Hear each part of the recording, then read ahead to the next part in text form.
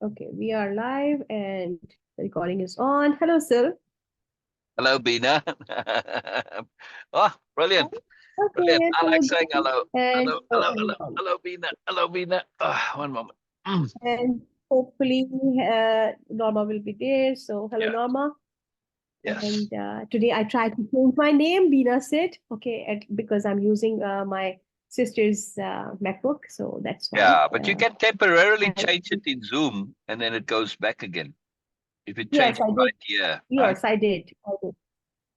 Yes, so it is right now. It is Beena Sidd, so I did. Ah, very good. Just to minimize the confusion. Yeah. Uh, and then this is interesting because I do have uh, three laptops just right now in my room, and one is MacBook, one is my old laptop Dell, and one is my brand new laptop HP, which is sitting there, but I don't have a charger yet, so that's why I'm waiting for that. But okay, again, sometimes patience is something you cannot avoid. You have no other option just to be patient and consistent, of course. So this is what I'm doing. Though I was too excited to to use my new laptop, but okay, I have to wait. Yeah. Some good things in life takes time. Okay, let's put it that way. Just to soothe my nerves. Okay, Beena, this is yours. This is something you can use, of course, but you have to wait. Be patient. Well, Thought of the day, uh, Syl used to and still says that, okay, he has ridiculous patience. And uh, I always get scared of when someone says, oh, yes, okay, I have patience. I, I, I don't want to be that patient. Again, I'm very clear about my intent. Um, because also that, okay, because I am a practicing Muslim. well, So, it's not that you're against having patience. It's that you don't want to have no, no, no. to have patience. Yeah.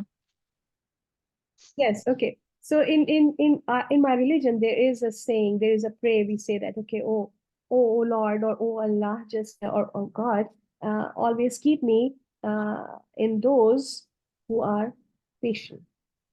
It's a prayer, so it's not a Quranic verse, so I cannot change. But my mother always say that, okay, I don't want to be in those who has patience, but I want to be in those who are grateful and have gratitude. So Mm. Allah can always bless me. So this is something she says that, and maybe this is the thing is imprinted in my mind. So when Syl mentioned that, okay, he has such an amazing patience, and he says that, okay, so patience is a superpower. I I I feel a bit like scared of that having that much patience because I also have a sense of pride. That yes, the time is running out. This is right now. I don't want to be Yeah. impatient, and Yeah. I'm So, not impatient. yeah. But, Yeah. but it's a different degree where still is, and it needs a lot of courage to Yeah. really say that and to be in that position. It needs a lot of courage. We assume that patience is a very passive thing. No, it's a very, very active thing because you have to be very daring to be in that state of being where you have patience as a superpower. It's a nerve-bending thing, really. It can be. Oh, If yeah. if person has not really innately developed this ability, it can be nerve-bending Yeah. to have that much patience. Like, okay, you are aware Yeah. because this I can say about Syl, of course. He is a person who is aware of what is going on in the now. He's not just ignorant one that, okay, oh, Yeah. just close my eyes and okay, all is wonderful and beautiful. No, he's not. He's aware of. He's aware of the value of the time. He's aware of the value of the Oh, perfection very of the much time. so. Yeah. Yes, and also that he has experience. The problem for me amplifies more because you have experience. When children, when they have like, okay, they don't know what a patience can mean, or a new person, they can try that. But when you have experience that it can take like very, really, really seriously long, then it's still sticking with the patience, capital P patience, Oh. is something else. So what I'm talking about here, what I'm trying to share is that the realization when he was saying in the beginning that, okay, patience is a superpower. I was like, oh yes, because he never bothers. He never gets like irritated. No, it's not like that. Patience is a superpower because it's a very, very, very active capital D daring. When you are Yeah, aware of everything yeah, and still you choose yeah, to be patient and to be in that state of being where capital P patience becomes a superpower for you. yeah. And without getting any negatively affected by the consequences of that. Ah, This interesting, is Beena. where this is where the attunement comes in for me. When you have patience, you cannot be attuned without, because now you Hang are on, say that again. actually You cannot allowing the be universe attuned. You to work. cannot be attuned. You cannot be attuned without having capital P patience. Absolutely, absolutely. That's Yes, why it's so crucial. That's why it's a yes, superpower, yes. among So other reasons. Yeah. exactly, and because a person like me, who always say, okay, yes, I give enough time. Okay, now I'm going to just do, and I look for, and I seek for, I strive for. It's not like that. That Syl is not doing. I feel I can. I'm sorry. I'm using you as an example because I never saw Ah, see that's anyone. all right. That's all right. I'm a good bad example. You are a very good example. By the way, you are the only example right now. Sorry, Yeah, I all don't know right. anyone. That's all Yes, good. That's all good. Yeah. yes. You are the only one here. So Yeah. it's not like, okay, I'm praising you or I'm trying to just highlight you. No, Mm. you are the only one who is actually deliberately doing this. So okay, Yeah. sorry, tough luck. So I love it. attunement, when we because it was a theme when we were talking about and Syl was sharing about the anomalies and how they come and how they can be really profound and very personal. Yeah. But to have anomalies, to actually receive them, you need to get in attunement. You need Absolutely. Yeah. to be in Yeah. attunement or to be attuned with, you need to have capital P patience. Otherwise, it can't be possible. This cannot be possible, at least Yeah. for me, Yeah. this is my understanding. And that was the moment when I said yes, because it's a very active doing, but this doing is a completely different state of being. It belongs to a completely different state of being. You can say maybe it's a virtual doing. Hmm.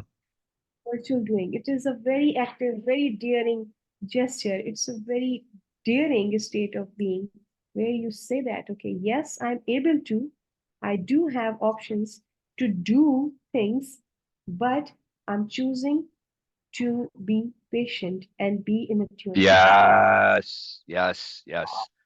It takes It was courage. like, You oh, said daring, but it takes courage, yes, and discipline, right? So yes. you're right. That's a nice connection there. Wow, that's very powerful, Beena. To connect That blows my courage mind. Like, and discipline to patience. That's very powerful. yes, yes. Yeah. And still, I don't want to be to have that much patience. Sorry. You don't want to have the need for that much patience. That's different. Exactly, Right. It's exactly. Thank you. so to be really precise on your intent, say, I don't want to have the need for that much patience, to have the ability to be patient. Exactly, If needed is good, but you don't want to need it. Yeah. exactly. Yeah. Yes, exactly. This Yeah. is so beautiful. Thank you for making it clear Yeah. for me. So that was my thought of the day, because and it came because just because that we are thinking about anomalies. Again, it was not prepared. When I started saying about patience, I don't know how it came, but I knew that, okay, what I want to say. In just that second, I knew that, okay, what I want to say, because this was in the back of my mind when Syl was sharing about anomalies and attunement. So Yeah. yes, sometimes. I'm practicing, at least you can say that, okay, I'm observing and experiencing the power of subconscious. Even when Syl is sharing and I'm listening and I'm doing something else also, sometimes like, okay, I'm just looking at something else or maybe responding to my family. Sometimes I'm just doing some work and listening to him quietly. Okay, of course, even when I'm not able to recall or just say everything exactly as what he was saying, this, it actually did happen many times with me. I cannot just repeat it exactly, but it all just goes into the subconscious. Exactly, In my because mind, that's the, and you've made it it a habit to make it your own. That's why to repeat exactly, you don't want to be able to repeat it exactly. You want it to be repeated as your own. Yeah. and when the time comes like today or like every single day now in lives, these things comes up and I feel like, oh, this Yeah. is what I'm sharing because I have been listening to this, I have been kept doing capital H hearing for this. And So it applying was, it, and never mind listening, you've been applying it, processing it, thinking it through to the end, perspective shifting on it. Yeah. Right? yes, yes. So this is how it just happened, and this is how all the connections are coming. Again, I love the Wonderful. capital C connectivity in way of impeccability. Ah, so Uh, awesome. It's so awesome. so far, Yeah. I haven't found any idea, concept, uh, or any power term which doesn't make a vital connection to like all the other ones. Yeah. That's Yeah. my checking mechanism. Never. It's If fantastic. I'm That talking that about connectivity. appropriateness, Yeah. it is connected to the human. Attunement is connected to, of course, impeccability, and of course everything else. Yeah. This is what we are doing. I think that this is what you do. Um, all the random things, like the best analogy I have ever heard about this awareness, because Syl always use this. Yeah, this is his analogy about the memes, the power of memes. Like, okay, oh, how many Yeah. read or watch or heard today, or maybe in your entire life, about self growth, learning, and positive thinking, and all sort of things. Tons of, tons of. We all do, like motivational quotes, some clips, something, and very inspiring in those moments. It feels like, okay, this is going to transform my life. Now from now on, everything is going to change. I have the power and all that. But just by one click of my finger, it all just like, and then of course the next thing, the next attractive thing, and this is how we just keep going, and nothing actually stick. Nothing is stick with us because we never get this opportunity, or sometimes we don't give do some effort, put some effort to just ponder on it and then make it our own and then apply it. Capital A, application, is Yes. the final key for that. Yeah. So crucial. So crucial. Without application,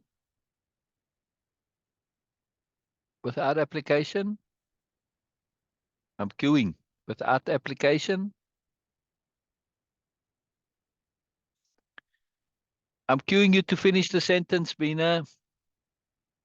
Without application, what happened? Did Beena go away right there?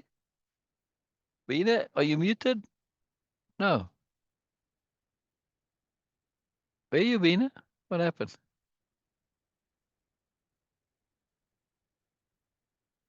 Wow.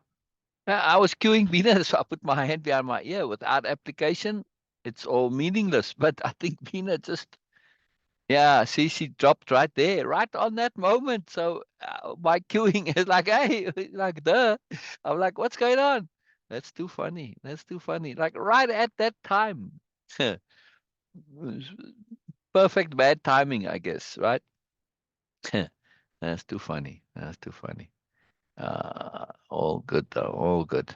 Let's get to the capital reading. Bina will be back in a second. Well, at least we hope. Uh, Sometimes internet, power, all sorts of things. You never know. You never know. I'm just putting it up here. Really.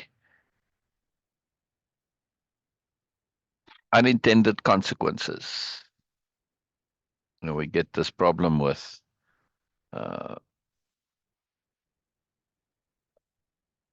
with people spamming all those supposedly viral videos, you know, just of kind of random stuff. And the reason that they spam it everywhere, like in the chats for the group, and I guess you've probably seen it by now, any group you belong to, if they don't have very active admin or moderators, like, I mean, I'm on it. I do it every single day, multiple times a day. You'll have tons of those things in your group or your chat. Uh, they The reason that's so is because Facebook pays those people for views, right? So if you get one that's popular and goes on, you get paid for the views. They do this so that because it's on Instagram mainly, they want it to be popular on Instagram so Instagram can compete with TikTok. No. Unintended consequences, though, is that of course people are going to spam it everywhere. Yeah. Yeah. What can you do? It's very interesting talking about unintended consequences. This is a very big deal. We have to really think carefully about things, and it's hard to avoid. Anybody who plays any kind of video game probably knows this, especially if the video game's been ongoing for a while and there regular updates, or a new expansion comes out or whatever. Every single time there's some significant update or change to the game, there's always unintended consequences, right? Sometimes people can get things for free. They can, jump 10 times higher than they could before or whatever, right? And they've started to make this to say, hey, you know what? If it goes against the game, you can't exploit this, because people have. There was one famous one in World of Warcraft where you could loot the bank. And you could get inside the bank and just kind of loot it, and so people ended up with huge amounts of gold, and it kind of messed with the game. So, well, you made this opening and you allowed it to happen, right? And it wasn't technically illegal, but it was against the spirit of the game. And so, almost after every major upgrade or expansion or whatever, they have to bring out corrections to and fix those things that lead to these unintended consequences. But it's just something to be aware of, that when we update and upgrade ourselves, there may be unintended consequences. So we have to pay attention. Don't just assume that your change in being is, yeah, you put in the change and that's all there is to it. No, pay attention to potential unintended consequences. And they are can be very significant in many times. So it's kind of a big deal. Kind of a big deal. It's sad that we lost Beena, but well, what can you do? It happens.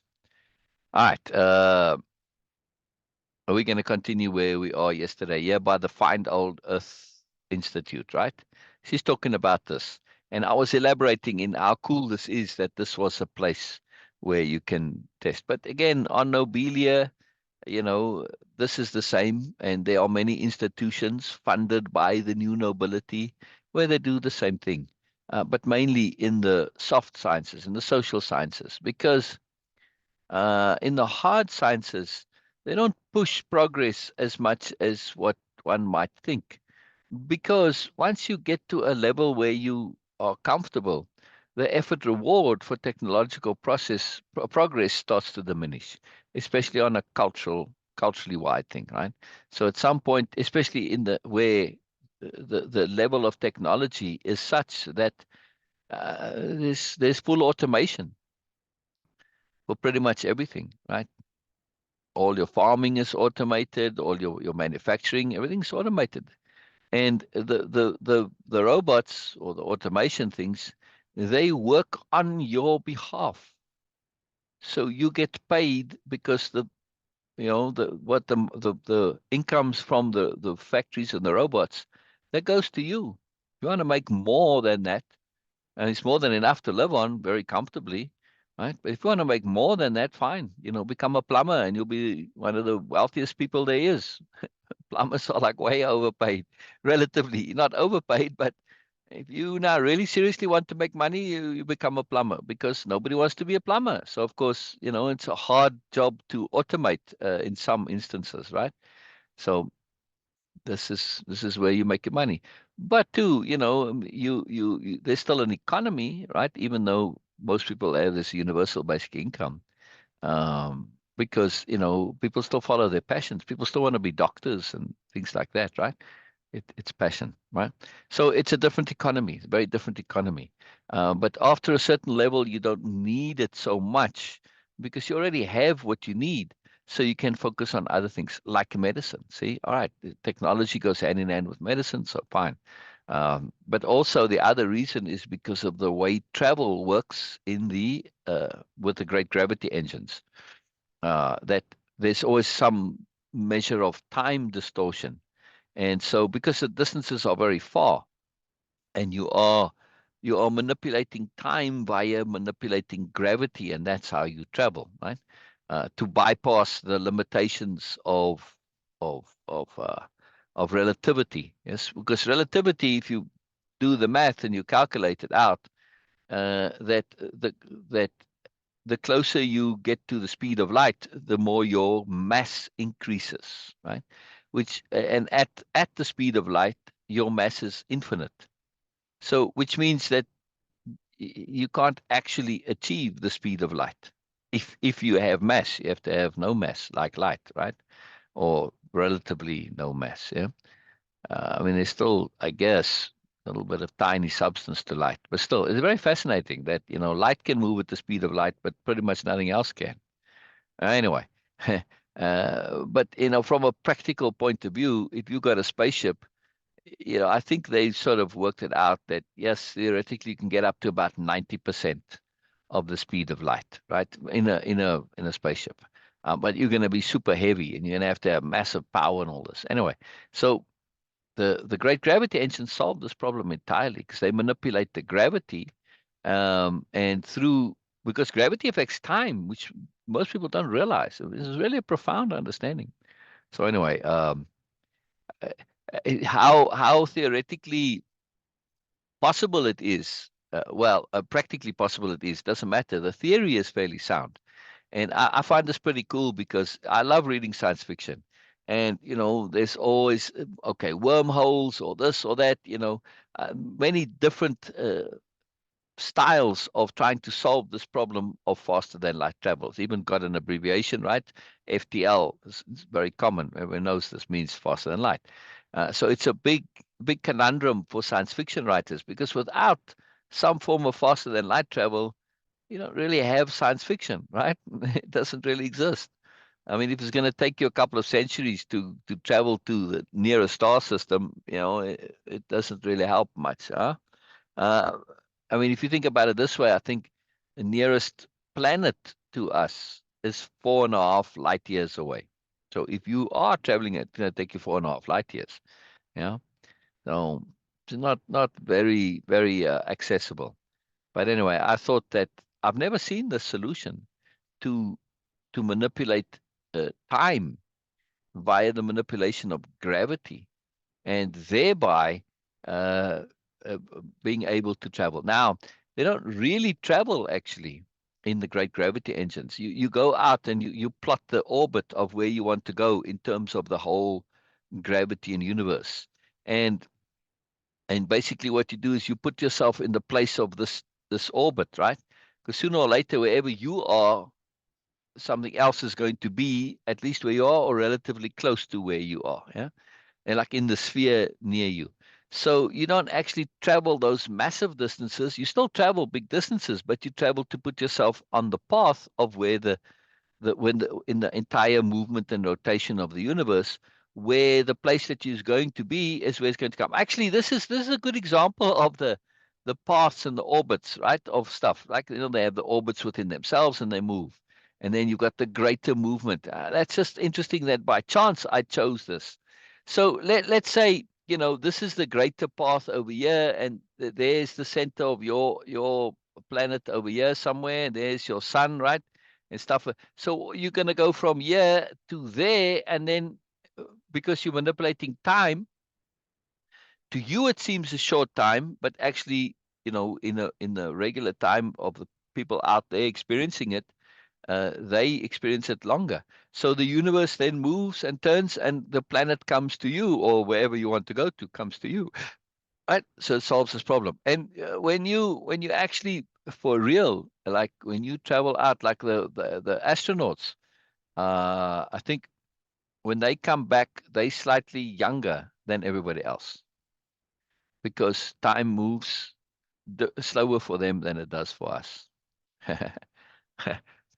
It's very small, but still, right? So, this is why they don't focus too much on the technology, because if you're going from one planet to another, you're jumping in time. And if there's serious changes in the technology, then it's very hard to have an economy that can work between this, right? So this is one of the reasons. Just a little extra fun, again, unintended consequences of space travel in this case, which also is time travel. Now, you can time travel into the future, but not the past. Yeah. So just be aware of this. This actually happens. It's a well-known thing, right? And it's part of physics and all this. Now, it's just kind of fun to be aware that you can, like if you go out and you spend time orbiting the Earth and going very fast, by the time you come back, like I said, time will move slower for you than it will for the people on Earth. No, you can come back in the future. Now, when the astronauts come back, maybe they're a minute behind, or they've moved a minute into the future. It's like, all right, big deal. It doesn't really matter. Uh, but when you're talking about, numbers, the vastness of space and the energies involved, now you've got some significant time involved. Yeah. Anyway, it'd be interesting to get somebody who can do the physics and the math to figure out how this would actually work and how much time would be involved. I don't have those skills. All right. So now she's talking about this institute here, right? So no matter how ludicrous they may seem, oh, this is the theories. Yeah. It is an undeniable impossibility. If old Earth could disappear like that, so too could any other planet. Yes. Uh, this is a very important reason why this Find Old Earth Institute exists, because of this potential threat. Biella paused a moment for questions. None were forthcoming. This all probably matches more or less what the histories say. There are variations, but they're not significant. Usually, the essential facts are present, and the histories at that particular time are flavored with the then current prevailing theory of the disappearance. After the first century or so, activity at the Institute diminished somewhat, not for lack of determination to solve the puzzle, but because they have run out of theories to test. Since then, they have been focused mostly on developing new technologies with which to test. Right. So you've got the old theories maybe, and they didn't work, but you say, well, uh, we needed, like let's say, we needed a telescope with a greater magnification or whatever, right? Okay. So so some they weren't able to test fully because they didn't have the technology. So all right, we try that. Illumina and Marco rejoined the table. What is not widely known. All right, so this is just me and my writing. I don't like loose ends. Yes. Illumina and Marco were clearing the table, and the last they took the things. Where are they? For me, it's like I need to know when they come back, because if I was sitting there at the table and they weren't present, I'm going to be like, hey, or if I'm Biella, especially, I'm keen to have you guys here. Want you to hear this. This is important stuff, right? So it's a loose end. In this case, not that serious, because by implication they can still hear while clearing the table. But either way, though, just from an inclusivity point of view, it matters. It's very important to me to have loose ends, because if you don't tie them off, they will start to pull at the awareness of the reader, right? Even though it might not do so consciously, but certainly will do subconsciously. Just a little side note here on writing, right? I feel this is important in writing, so I will make a writing course at some point.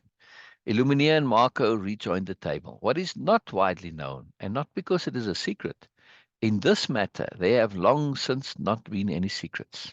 There simply isn't anything to be secret about.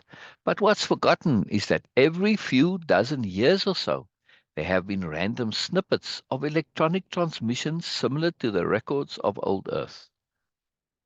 Ah, well, that's a bit odd. It's like, okay, small fragments, usually a few seconds long, from entertainment media, random parts of conversation over the com, and so on, right? Uh, uh, I'm just thinking this com here, I don't have it capitalized, but I'm thinking, uh, to say their com. Yeah, there we go. Which would be we call it the internet, they call it the com, right? No, same thing. I just like to not have things that tie you to a time period and a reality too specifically, right? Yeah, we're gonna have a little bit of the different things that gives you this flavor of being in a different world, a different environment, and I like that. You take into a new world through just through usage of different terminology. It's very powerful. Uh, These are always from more or less the time before the disappearance, or so one would assume, because they are similar to the records which came on the starships. The origin of the transmissions is unknown. Any attempts to trace them have been unsuccessful. These snippets have become a minor mystery, since they are not as spectacular and have been assumed to be electronic echoes bouncing around the cosmos. And it's assumed to be, right, that okay, you put your communications like radio waves. It's a uh, once they go out, they travel forever unless they get absorbed into something, right? But they can also bounce. So there's some validity to this theory, although you don't really hear this from other places. So why only from Earth?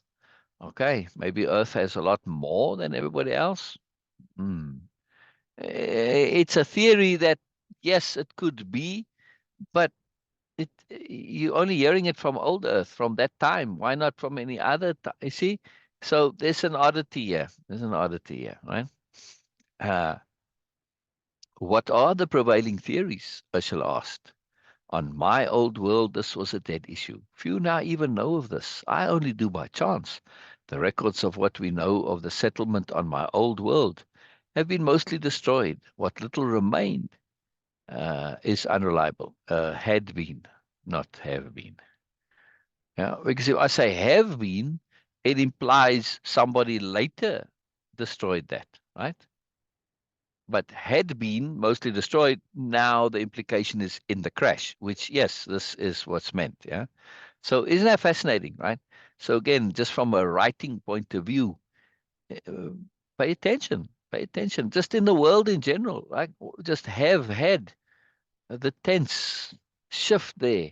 There's an implication, right? Like I said, one implies it was done later, which by implication, if it have been mostly destroyed, wow, what did some politicians or whoever, what was now you're opening up another whole great big mystery, but had been, well, during the crash, it may have been also later some, but still the implications there. Pay attention to implications, just not only in your writing, but in life in general. It will vastly, vastly, vastly make a massive difference. I can't emphasize how critically valuable paying attention to implications is. Incredible, incredible value and skill. And Biella smiled. The Institute will be going over those with an intense scrutiny. They are hungry for any new bit of evidence. As to theories, they all center around being lost in time. Interstellar space travel involves shifting in time. Through the manipulation of mass via varying gravity, the flow of time is altered. In essence, the mass stays in one place, and the universe revolves faster in time around the mass. Then, as the gravity is normalized, time slows again. But meanwhile, the cosmos has continued to move. Space travel is essentially placing a spacecraft on. You know what? I need to say, yeah, space travel using the great gravity engines. Yeah.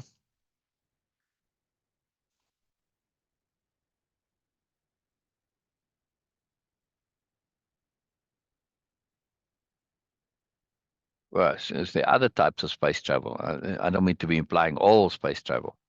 Space travel using the great gravity engines is essentially placing a spacecraft on the anticipated trajectory of the orbit of the destination planet or solar system. Orbit is a simplification, as it is the path solar systems travel within the universe. Yeah. Now, is there a center of the universe? Well, sort of, kind of, right? And everything more or less raw. It not only expands, but there is movement around the center somewhat. Yeah. Although it might not have one center, it may have localized centers, which is what galaxies seem to be. Yes. Now, do all the galaxies in some way move around? Likely or possibly, but not necessarily. But anyway, it's a simplification, right? Yeah. All of that is a simplification. This method found a way to solve the problem of the increase in mass the faster one travels and the infinite mass attained as we get to the speed of light. So yeah, I'm throwing in what I was explaining earlier. I thought I'd already covered this, but okay. Just good to know this, the basis for it, and it's just how Biella is, right? That she gives a substantiation. Right, she's not going into way depth here, but enough that you can go and research it and check it out and catch up with it, right? And use that for further research should you want the details. But this is just part of the new nobility style of conversing and communicating to supply substantiation. Yeah. Brilliant, brilliant, brilliant, brilliant. Benabulous has joined us again. Wonderful, Yes, wonderful, network was down. wonderful. I started reading already. We're just there where Biella is explaining about uh, the the the Research Institute for the Find Old Earth Institute Okay. and the theories and what they're up to, right? So this is just explaining about the speed of light and space travel and how they manipulate time by manipulating gravity. And this actually happens. This is not some fancy theory that I make up, by the way. That's why I was explaining earlier, or one of the reasons, not just gravity, but speed also, they affect time, right? So when the astronauts go out there, I believe they come back and are slightly younger, not older than, yeah. So we can travel in time, but only forward, not backwards, or so far. Anyway, but this actually happens. Mhm. Now it's so small, maybe Right. they're a minute behind or something, or a minute ahead. It's irrelevant. You don't notice it in practicality, right? But of course, on a larger scale, you will, right? So very important. It's just fascinating that that time is affected by gravity. This blows my mind. Just like it doesn't seem like it should be. Yes. Why would time be and speed both? But it is. Anyway, Yes, this that's why different planets have different times. say again. Yeah. That's why different planets have different time. I don't know how to say that. Different Yeah, time, yeah, yes. yeah, yeah. Just the time moves differently on different planets because of the gravity. Yeah, yeah. Mhm. It just, it's one of the things that we think is the most constant of all, time, Yes. but it's not. And Yes. from an abstract point of view, don't assume you know how the world works, right? And furthermore, be aware that you don't know how the world works. We like to think we do, like taking time as this one indisputable constant. It's not. Nothing is a constant, really, except maybe universal constants. But I suspect those two might not always be universal constants. Like the speed of light. Yeah. Yes. Well, if you move light through water, it travels slower, right? So its speed of light in a vacuum is constant, yes, but the actual speed of light itself isn't. Yeah. So many things. It's just fascinating. To me, I like to abstract stuff like this, right? And the abstract takeaway for me is to say, don't assume that what is a constant is actually a constant. It's only a constant in your little small bubble. And scale, you have to think in terms of scale. Things are massively different when scale is involved. And that's the difference between Einsteinian physics and Newtonian physics. Yes. On Einstein's space-time distance level, and that hugeness, Einsteinian physics breaks down. But on the small scale, they work perfectly, right? Mm. It's just fascinating, yeah, or at least for practical purposes, right? Let's put it this way: if you're traveling literally, 1 billion miles, and your speed calculation is off by 1%, or your trajectory is off by, or even 0.1%, right? Over a billion miles, you're going to be very far away from your target, right? Even if you're just that little bit off, right, in your trajectory. But over the course of 1 mile or 10 miles or 100 miles, you're not going to notice it, because you're going Mm. to be maybe 0.00001 of a millimeter uh, on either side of where you're supposed to be. Yeah, so what, right? Doesn't matter. But of course, if you keep extending that, it gets further and further. And now suddenly you're 100, 1,000, 10,000 miles away from where you're supposed to be. Okay, now it's significant. So scale makes all the difference. Yeah. It's just fascinating. I just love this. And to not assume that things are the way they appear to be, right? And this is a great, great awareness. And it's part of this great understanding of life, right? That we need to, the more you sort of understand things, the more you realize that they don't work the way I thought they did. It's just incredibly fascinating. All right. So the method found a way to solve the problem of the increase in mass, the faster one travels, and the infinite mass attained as we reach the speed of light. But it also turned out there were practical size limits. Say again, Beena? We're not sharing the screen. Oh, oh, oh, oh. Thank you. Thank you. Yeah, yeah, yeah. I did forget. Yeah, yeah, yeah, yeah, yeah. Okay. Well, I wasn't reading too long, so let me just, in case somebody wants to, you know, read and then they can freeze the screen, freeze the video. I mean, pause the video and read. So, uh, okay, here we go. But it turned out there were practical size limits. The large starships which came from old Earth were close to the practical limits. Now, that's pretty big, though, right? Because these starships, if you go all the way back into the chapter 0, which is about the starships and the whole how they came out and all that, right? They got to be built and everything. These were the size of small cities. These are massive, massive starships, right? Because the travel Yeah. was quite long, and also, I mean, I guess you could have had, suspended animation, or, you know, putting people into a forced coma or something. There were ways that you can travel in time, but they wanted people, okay, basically going to be living on this starship for, I don't know, a year, maybe 2 years, 3 years, depends. We don't know how long exactly, but a long time. So you want to be comfortable, and also, like, I mean, you can still live in a regular ship or a starship, like people live in prison without having much movement, you know what I mean? And they're able to do this. So you don't necessarily have to have that comfort of having basically a small city up in space. But the reason they did this is because when the spaceships land, and they're not they're not made to necessarily go in and out of gravity. They can do this, or out of a planet's orbit. They're designed to go, and when they land, that's it. But they become then the center hub. That from there, you living in a city, you don't need to immediately build a city. So you can go and explore and build as you need and go and settle. But it becomes the core of your new planetary settlement, right? So there's great sensibility to it being this way, right? And also why they are round and relatively flat, so that when they land, right, all along the edge, that can be opened, and you have an open city, right, all along the edge of your spaceship around the thing, and from there you can add on, you can make roads, and it just becomes a sub, right? So there's a logic to it. Always there's a logic. There's always more. There's always more to it, right? Anyway, the large starships which came from old Earth were close to the practical limits, which are also theoretical limits, right? It just kind of turned out that way. I don't understand all the details, but beyond a certain size, the weight and mass of the engines defeat their own purpose, right?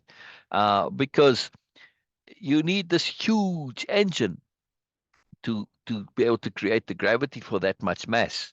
But the engine itself has mass. Yes. So as the engine gets bigger, right, the amount of mass that can go with it, right? Because it can Mm. the engine moves so much mass, but at some point the extra amount of mass becomes a tiny fraction of the mass of the engine.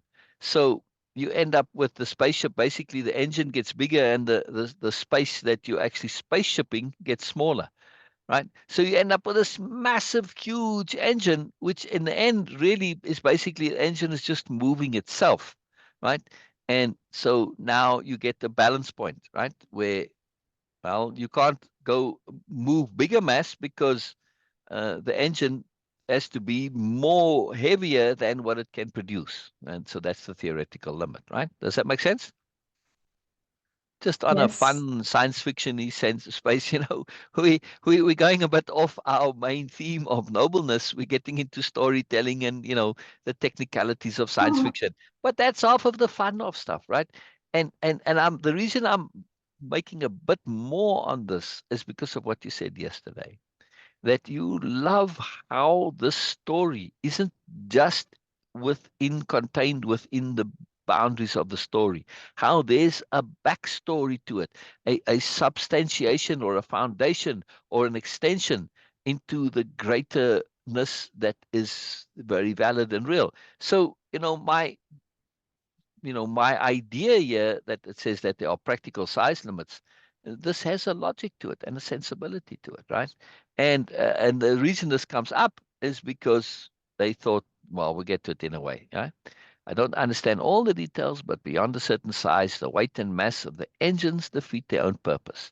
Much like a soap bubble that gets too large, the material is stretched too thin. It's a very different analogy, but Biella's bringing one up on the fly there. Much speculation developed that old Earth had somehow built an engine large enough to move the entire planet. That's a great theory, right? I mean, this planet is missing. There's no debris, nothing. I mean, this would be a very cool solution, right? But again, the science says against it. And also, if they have moved, where are they? They're still missing, whether they now moved or not, right? They're still missing, right? And you would have Yes. thought that, yes, to send transmissions, uh, when you're talking about the speed of light, yes, if you are thousands of right years of speed of light, right, like you can say light years away, right, and that's what light years means, yes, it is the amount of years it takes light to move, right? So, so in other words, if you're sending something that's 1,000 light years away, and that's the fastest transmission that you can send, to say, hey, we are going to be moving to Galaxy Z. I know you guys are in Galaxy A, and they aim it to where you are. It's still going to take that light beam 1,000 years to get to you. 1,000 years in terms of galaxy or universal size is not very far. Yeah, it's amazing. It Mm. just really blows your mind, right? So you can be 1,000, like the nearest planet to us. Forget its name now, Sigma or something, right? I think it's 4.5 light years. In other words, it takes light 4.5 years to get there. Light. This is the fastest Mm. thing that we know to travel, right? So yes, you can send a transmission with Morse code with a laser beam or something. It's still going to take 4.5 years to get there. Which means if I want to respond to that, you're going to have to wait 4.5 years for my answer. So it's very hard to have a conversation, right?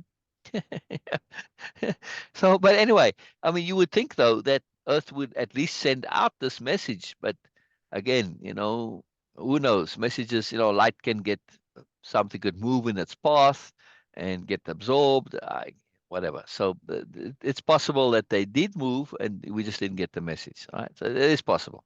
Anyway, much speculation developed that old Earth had somehow built an engine large enough to move the entire planet. But in the centuries since then, The practical size limitation has not been solved. It appears to be insurmountable. And by implication also, she doesn't mention it here. We still don't know where Earth is, even if they did move somewhere else. They're still missing. Illumina added a comment. It's why the worlds in the egg are so spread out. Some of the distances are amazing. It all depended on how the cosmos turns. But there's a secondary effect.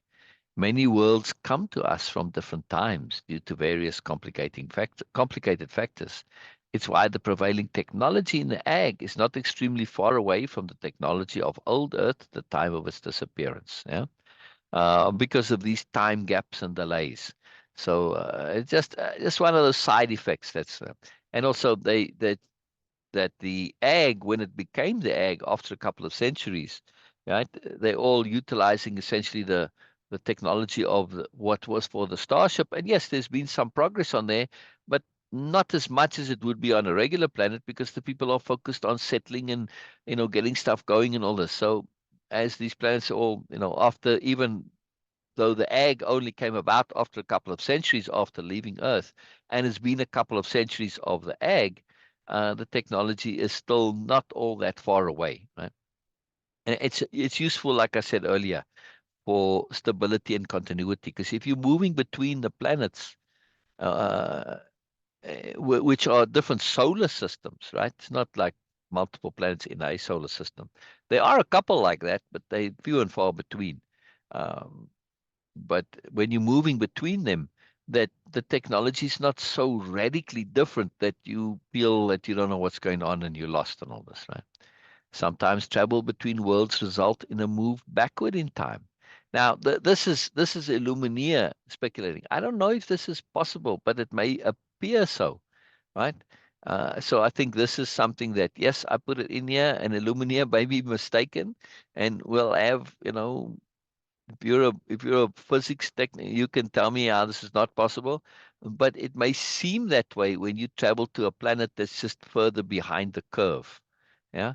So we will take this statement here of just Illumina not quite getting it 100% right. Right. Um, the technology is at a level where there's not much need for more, so the system works well. But any travel, even those which result in what seems like, there we go, there she adds the seems like a move backward in time for the travelers, isn't actually so. So she just misspoke. She should have said seems like in the beginning, but all right.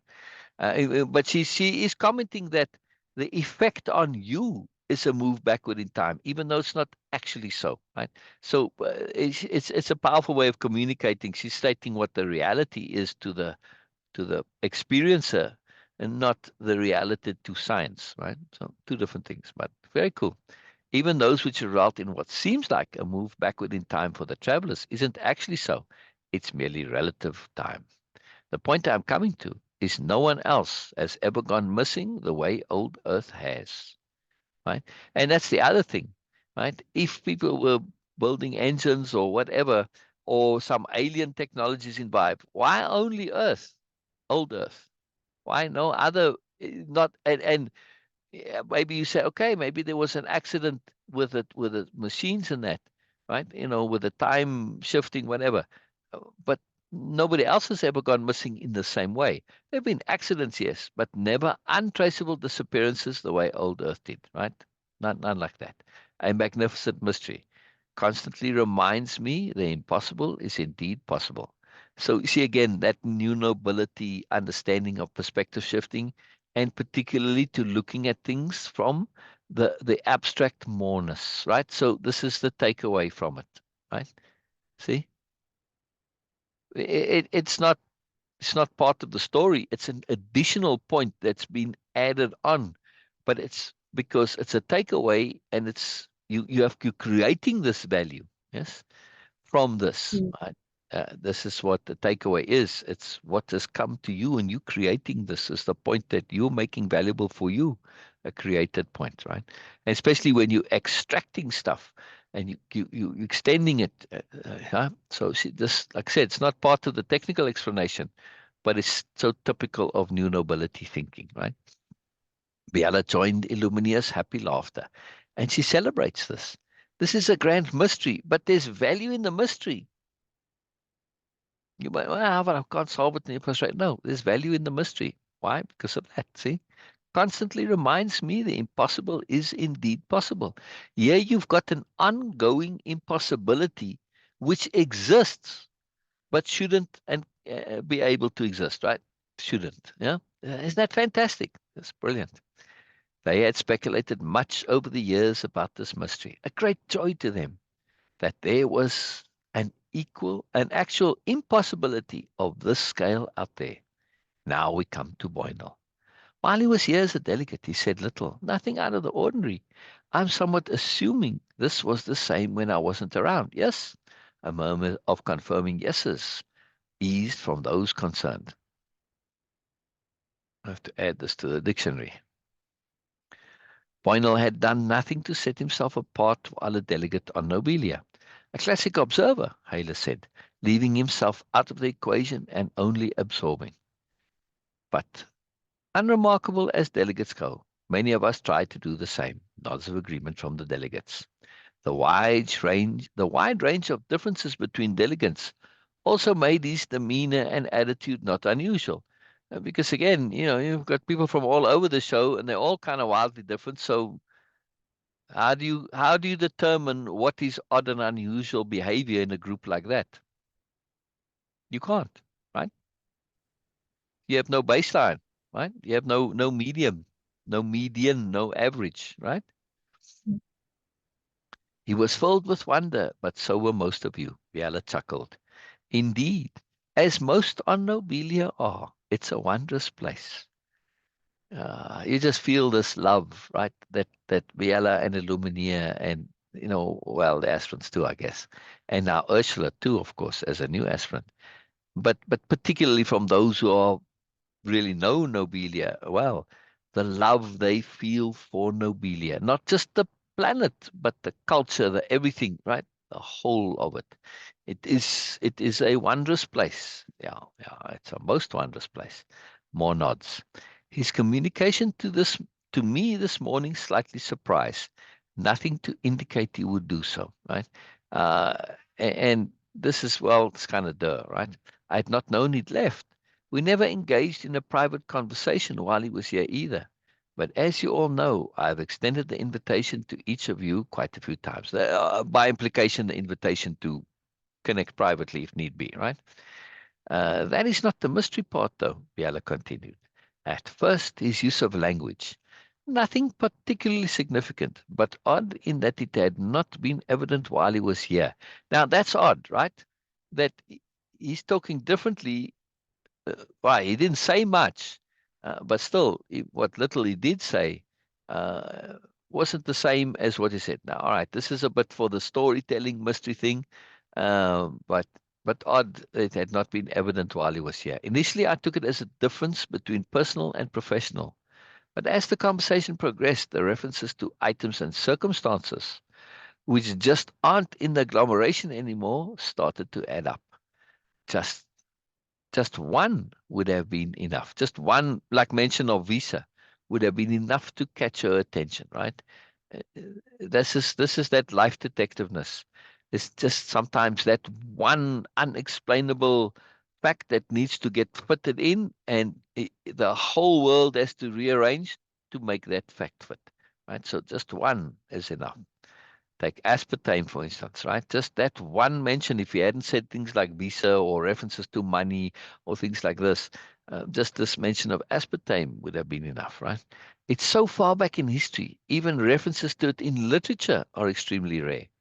Studies of ancient curiosities and so on, right? I mean, that's the only time it's really mentioned, like in the history of ancient curiosities, and it's listed there, right? I mean, I don't know. Well, I suppose there could be novels where it's mentioned, but it's possible. But again, they don't have full access because of the corruption of the computer systems, right? When the starships crashed, and many of the records they're corrupted, so some stuff is just not there, right? Or it's broken up, uh, which is quite handy, by the way, when it comes to the the supplemental works, yeah, right? So on all of these, some of these will be full novels, or some like Conversations with a New Nobility, because of these are coming over time. This fact that they got broken up and they're coming back to us, it explains why some of these works are only have relatively little in them and others are more complete, right? So it allows me to publish these things as not full length books, right? But because, well, it it was lost in the corruption, right? Okay, now a lot of these will come much later, but and they likewise got lost in the transmission back to us, right? So the two mysteries of this. Yeah. No, I don't want to close it. I want to just minimize it. There we go. Anyway, so just kind of little extra fun there. But that was sparked the idea for me. But it doesn't quite work coming back to us because the whole Biella story comes back complete, but some of the other things don't. So, all right, whatever. uh, there are no references outside of those databases of it being in use. None. It had not been in use at the time of starships left. It had not been in use at the time the starships left old Earth. Even the most dedicated of period reenactors have never tried to replicate it. Now, something like this, you can't just say, well, aspartame, and mention it's like a small thing. No. In order for a product like this to be manufactured, right, you need a factory and you need, a company that does it. You need distribution channels. So there's a lot of records for stuff like this, right? If it's actually there, right? Which is why you can say quite confidently that it hasn't, it's not something that's in the agglomeration. That would be relatively easy to find because they're records, right? It's like today, if you want to go and look up who made aspartame, right? I mean, it may have been in the time before the internet and record keeping, and well, then not so much. But if it's in the time of the internet already, in other words, any in the 21st century, then you're gonna find much reference to it. So the fact that there's none in the agglomeration databases, only in the databases from old Earth, is very powerful, and also from a time before the starships left, right? So this is also a peculiarity, not from the time, like by the time the starships left, aspartame was already out of use. Yeah. So that's a big puzzle, right? Like, in other words, it's still now, right? In our time, I think aspartame, well, maybe today now, it may be gone already, but I think it's still available as far as I know, or potentially so, right? Uh, but of course, in our time today, right now, there's no starship building and this going in process, right? So that whole procedure that happens is still in our future, right? It may start this year, it's quite possible, right? The company comes with this thing, right? But still, it hasn't started yet, right? So it wasn't in use at the time the starships left our Earth. So Boynal is from a time before the starships left, right? Or at least started to get going. So this is quite powerful. It's quite powerful. Right. Even the most dedicated of period reenactors have never tried to replicate it. Now, all of this, right? If you're an observant reader and you understand foreshadowing and all this, all of these little time references here are obviously going to come into it from a mystery point of view, are going to come into it later in the story when the mystery is unraveled, right? Then all of these Mm. things will fit. There'll be a reason why it's for that time period specifically, and blah blah, right? All of these things will come together, right? At least we hope so. If the mystery gets properly resolved. But if you've read Yeah. enough books, you do have faith that the mystery is going to be adequately resolved. And for me, it's very important that you don't have in your mystery resolution, that you don't have convenient explanations which after the fact fill in the facts. No, if you're going to really make a good mystery, present some things that you know And then later on, when you go, I see now, and it all fits perfectly, and it's very well justified and reasonable and more than feasible, right? That you're not just like, well, you're doing things because it makes the theory work, and well, that's kind of a stretch, or no, sorry, that doesn't work, right? You need to have the stuff work properly.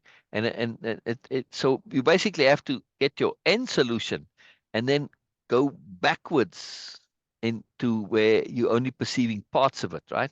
And so then you kind of work backwards to get your mystery to solve. So very powerful, very fun stuff to do as well. And again, takes some skill to do. This can be tricky, right? Biella poured herself more tea. The way Boynal referenced it raises many issues. If he were a reenactor, he would be a most dedicated one. When I first thought of this, I never thought of reenacting as a potential explanation for it. It came while I was writing it, right? And I don't go into too many theories here because I do want to kind of leave it open, like I was saying yesterday or Sunday, right? That when this book is published, I feel it's very essential that there is a forum for ongoing discussion specifically dedicated to the book. Yes, because there's so much layeredness to it. Now, yes, some people are going to be like the science fiction fans who just read science fiction in general, and this is just another science fiction story, will, maybe be a bit more focused on the technical part, or the mystery people who like, science fiction and mystery, focus more on the mystery. Then you get the people who are more philosophical orientated and more into politics, for instance, right? Culture, every ever that you can find, personal growth, all this. And we have their different angle. But I feel that, this would be the other possible explanations. I didn't go into too many here because I think this would be a really fun thing for those forums to hear what people's speculations may be as to what's going on. Right, Veena? What do you think? Yeah. Wouldn't that be something? Yes. Very, very cool. So again, this reenactor thing to explain him. It's a very credible explanation. Oh, well, he's a reenactor. It's like, what's the problem? Yeah, but there's the but. See, you have to have everything has to fit, right? If he were a reenactor, he would be a most dedicated one. It would mean his son and most likely the son's mother would also have to be. But even if they were, it still wouldn't explain the aspartame, right? At least not in this time, because not only in the agglomeration was it never made, but it was never produced, right? So, and it wasn't brought onto the starships. So it's not like, okay, back on old Earth, if you're reenacting something like now, if we reenact stuff from Roman times, I could theoretically have an authentic Roman outfit. Yeah, because they exist now. It would be ridiculously expensive, but if you're a trillionaire and you want to buy antique Roman things and put them on and have them, fit your size, you could theoretically do it, right? So in other words, you could reenact with stuff from that time period because they still exist, but aspartame not, because it never came onto the starship, right? And it wasn't even in production at that time, right? And you know, everything that came onto the starship was, very scrutinized and made sure that you didn't have stuff that would potentially be a contaminant, right, in the new galaxy. So again, if his son is casually eating this aspartame, I mean, something like that would be very rare and very unusual. If somebody did sneak it onto the starships, which is possible, but it's that's I mean, this is sort of like, it really stretches credibility to think this is the possibility. Of course, there are situations where things are incredible, but still, right, it would mean the son and most likely the son's mother would also have to be. But even if they were, it still wouldn't explain the aspartame. Then the issues of money and travel. I can still see money troubles for a completely immersed reenactor, but no matter how dedicated, there would not be need for visas. Visas aren't part of the egg, and he traveled here. That's a massive part of the mystery. So he needs visas for where he is now, but he didn't need a visa to come to Nobelia. It's like, huh? And he doesn't also mention this and reference this fact right? You would think if somebody's aware and they've traveled, that they would mention like, well, I know I didn't need a visa to come to Nobelia, but to go to Karamea, I need one. You might explain a bit. All right, not necessarily so, but it starts to, when you add all the little factors, it's saying that Boynal is in a different reality, same person, but a different reality to the reality of when he was here on Nobelia, right? At least in his consciousness, in his awareness. Yeah. Yes. And he traveled here. That's a massive part of the mystery. If he is a reenactor, he manages to separate his private and public personas remarkably well. Now, all right, this is making a credible explanation, right, so far. All that takes on extra significance when it's combined with a lack of information about the planet he's from. See, now there's where this breaks down. Yes, it's quite possible that, yes, maybe he is a reenactor somewhere in the ag, and somehow somebody brought a case of aspartame on, and for whatever reason they didn't use it, or at least the chewing gum, because it's the aspartame is in the chewing gum, right? So somebody could have brought a private stash of chewing gum that has this in it, right? Or he could be mistaken and he might believe it's in there when it actually isn't. I never really thought of that before. Just thought of that now. Mm. They say, yeah, but Boynal may believe because maybe he's into history stuff and he thinks all chewing gum has aspartame in it. Yeah, which that's not actually true. It's not true in our time now, in a time of aspartame, right? Or potential usage. So he may just be mistaken, and he's saying this. But this whole aspartame thing isn't really significant because there's all the factors that go together, and we're going to come to the most significant one right now, right? All that takes on an extra significance when it's combined with a lack of information about the planet he's from and the references to Karamay, right? Uh, the fact that he was able to come as a delegate, right, which means that, yes, the planets are thinking about joining the agglomeration. But any planet that's thinking of joining the agglomeration, right, has already been approved to join by the agglomeration, which means the agglomeration has them in their databases and has tons of information on them already, right? Because they want to prove them if they don't know what's going on in them. And, they have to know about the economy and all of the stuff, right? So you have to have full access to the public information available, right? And so this is not, and it's like, how can this be, right? But that's not the only, mystery that's very definitive. Like the aspartame one, you can still explain away, right, with reenacting or whatever. Or like I said now, just you assuming it's a fact when it's not a fact, right? So presumably some sort of independent state on his world, because from understanding how visas work, right? If we surmise from the needs of a visa, Biella's working this out that it's like she calls it independent state, but the country, right? They don't really have countries. Even the planets, yes, they just by dint of practicality are different. But no planet is in agglomerations. One of the criteria for joining the agglomeration is that you have a planet-wide government, right? And an effective actual planet-wide government, not more or less, right? It has to be planet-wide. Yeah, that's very important. Otherwise, it just makes integrating and connecting very, very difficult. And if you've got a private state as well, we didn't want to be a part of it and all this. And you have potential trouble with people, trying to cause trouble from a military or resistance point of view. Yes. So yes, you might still have private individuals who are afraid of aliens and all this, but it's then becomes a small term thing. All right. So just when you think of it, right? Again, like you're saying, backstory, right, Beena? Also, I mentioned this point of planet-wide government. Think about it. Yes. Think about it from the agglomeration point of view. Yes. And you see a new planet, right? And I think this is why the aliens don't contact us, by the way, because who do you contact? Like if we Mm. going to a planet that's similar to Earth, right? And you got how many 200 or whatever different countries. Okay, they vary in terms of influence and dominance, but if you look at their history, right? Well, look at Earth's history. I mean, even let's see where we're at. Like 150 years ago. America was not the dominant power on Earth. Not even close. Yes. Mm. It only started to become influential during the First World War. Yeah.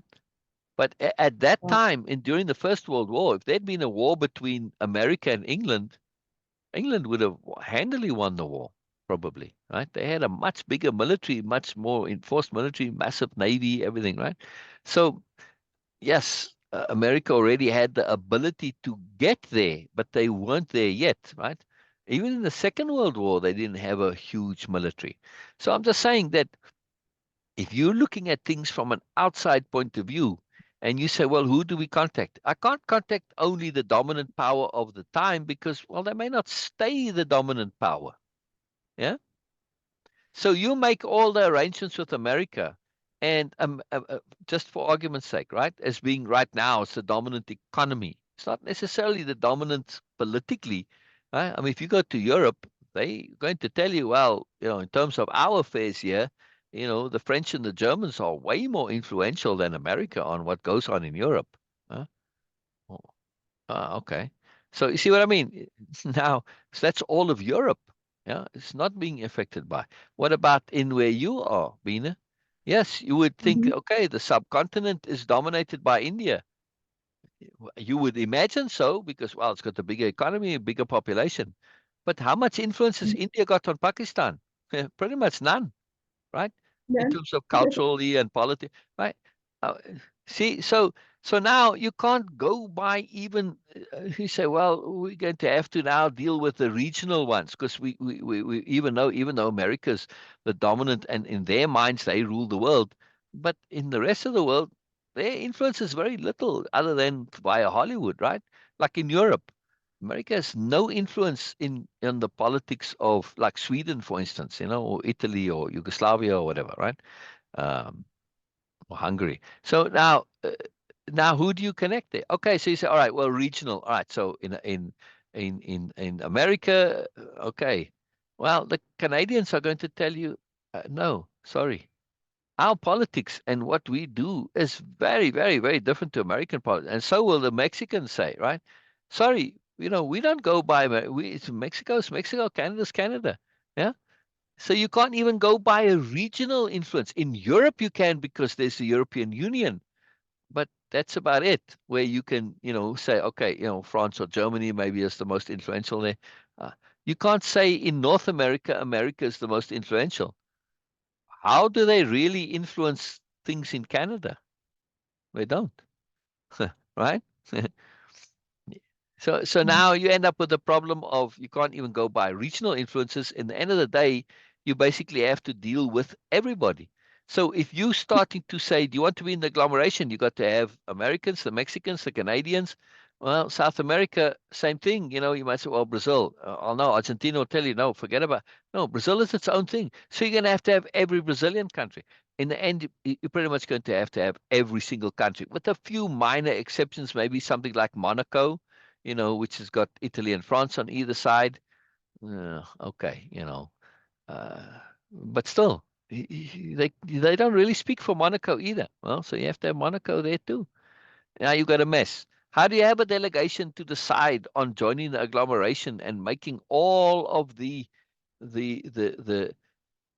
arrangements and the decisions necessary, right, on how you're going to integrate the economy, how's travel going to work, education, media, all of the technical aspects. When you got to negotiate with 200, whatever, how many countries there are, it's not going to be feasible and possible. Yes, or at least not realistically so. Yes, and then what if you have dissension?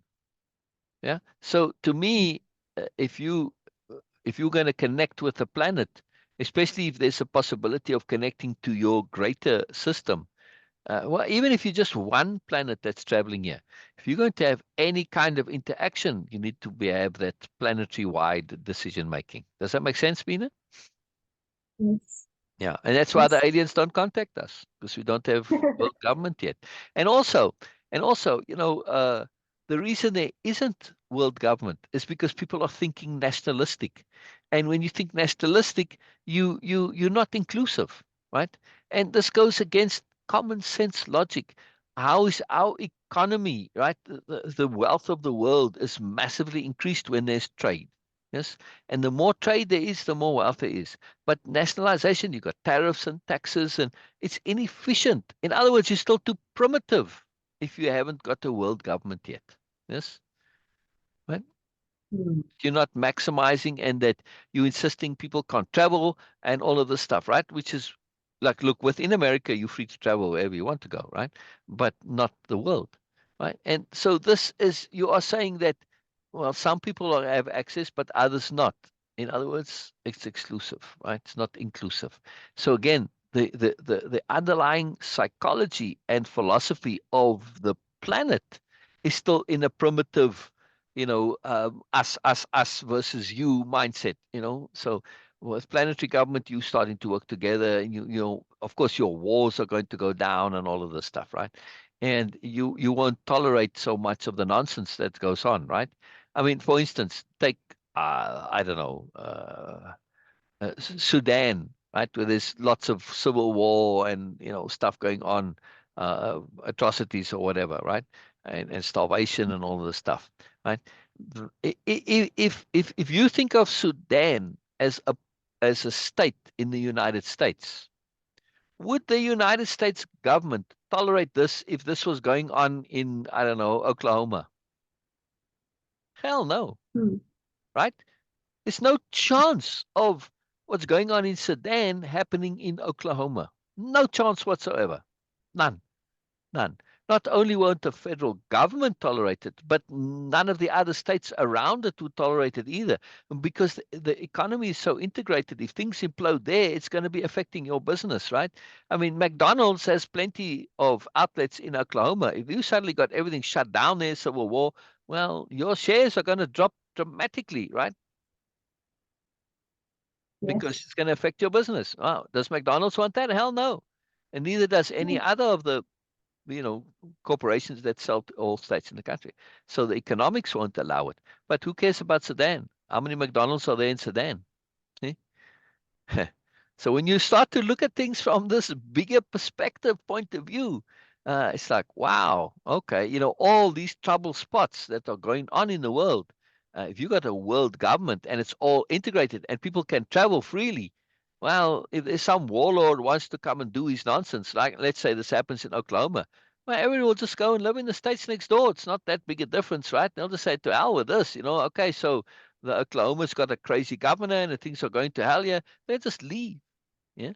The only reason those places exist, well, you do have refugees that go across country, but leaving isn't that easy. Yeah.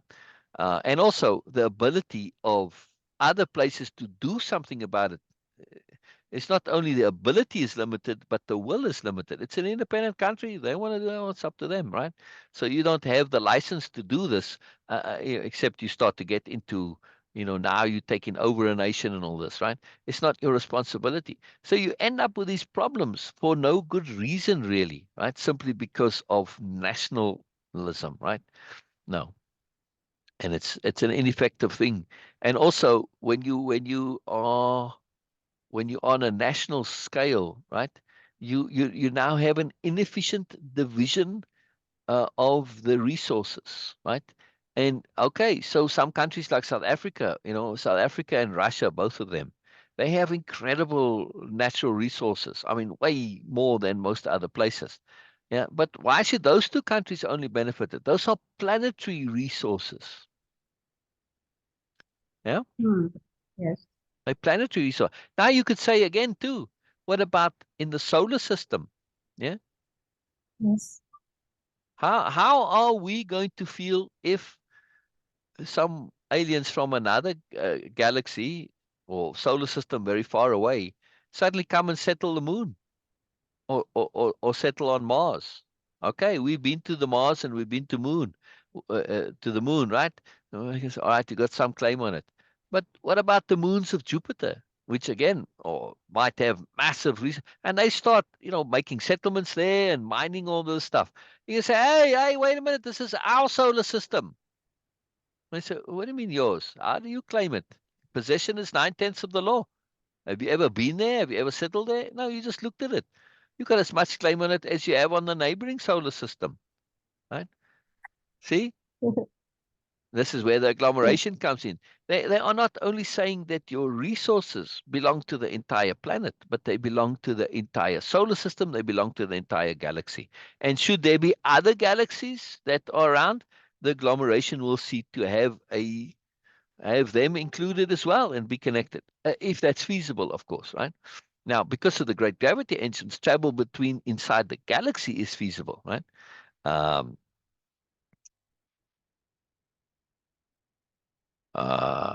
Somebody asked, how many members does Sassy have now?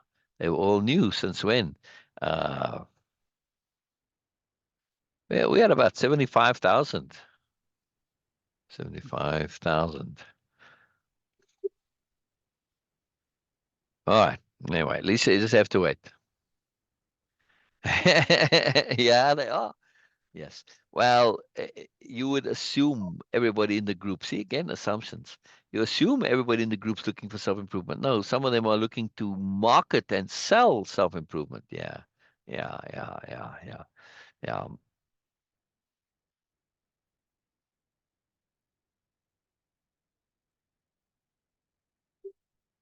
Uh, uh, let me just say, doing the live.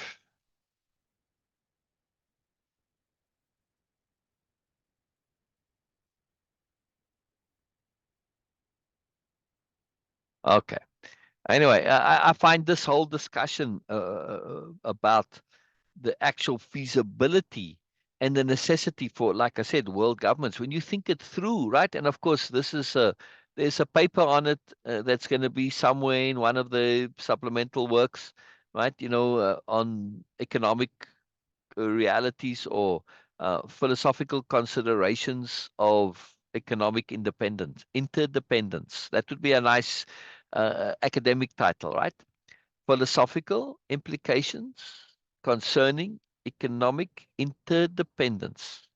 In other words, the philosophic consideration is when you have economic interdependence or interconnectivity or economic union, that now you're saying the resources aren't just for the people who live there. And then you could might say too, take the extreme to say, well, hey, you know what? You got oil in Texas.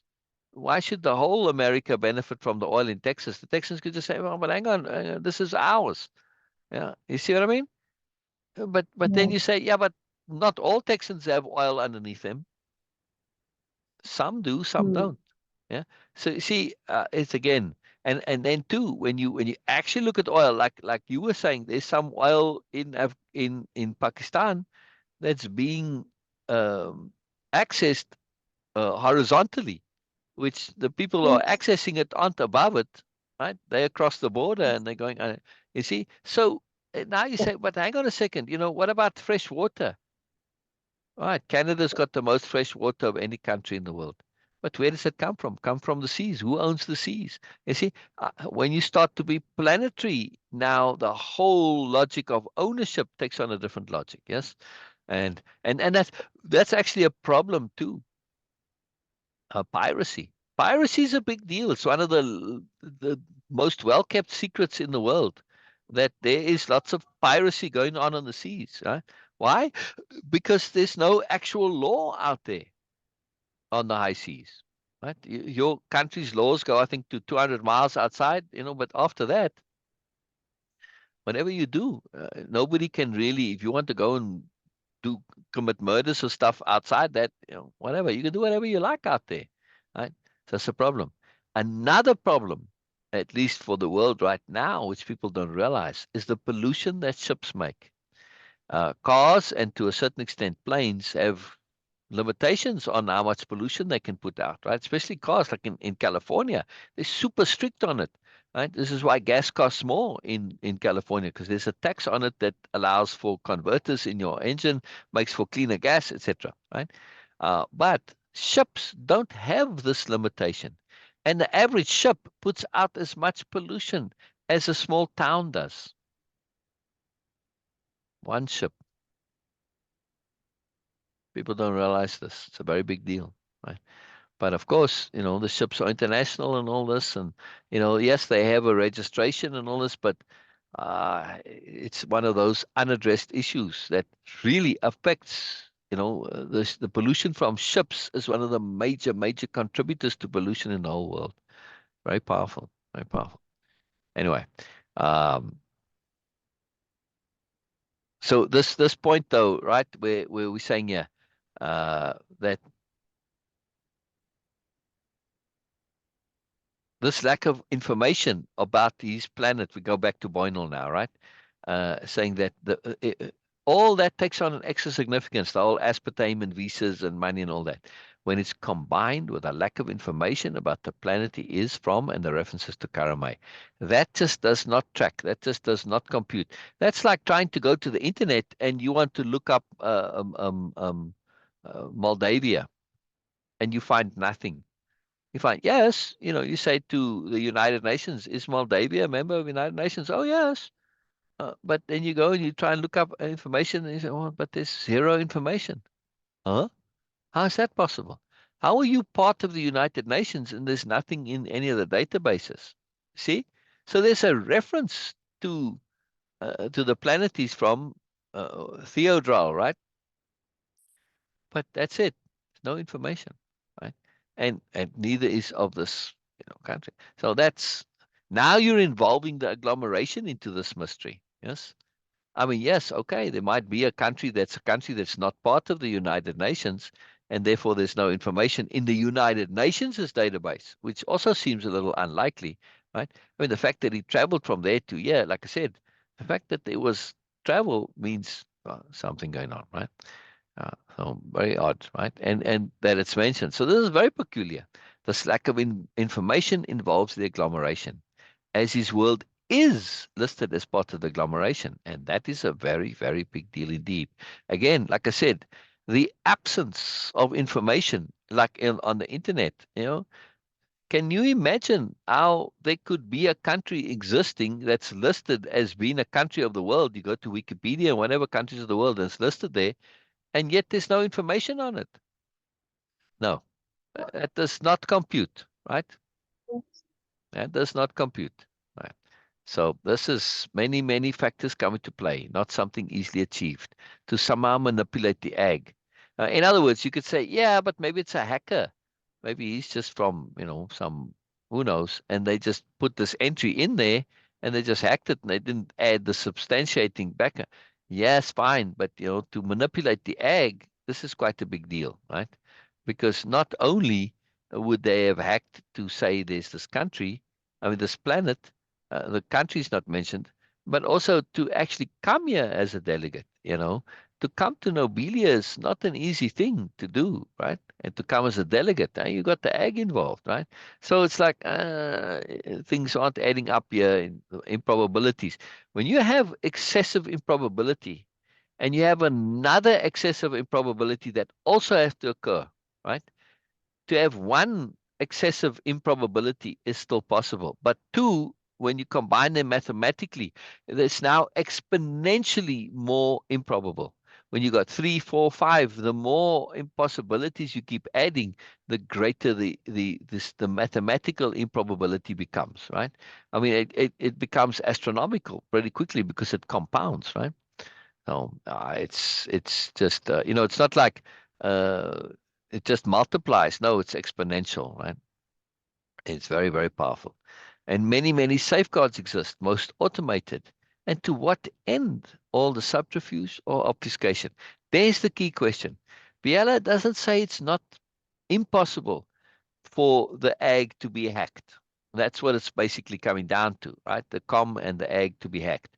Now, I think it's mentioned here somewhere that hacking is a sport, a legitimate sport in the agglomeration, right?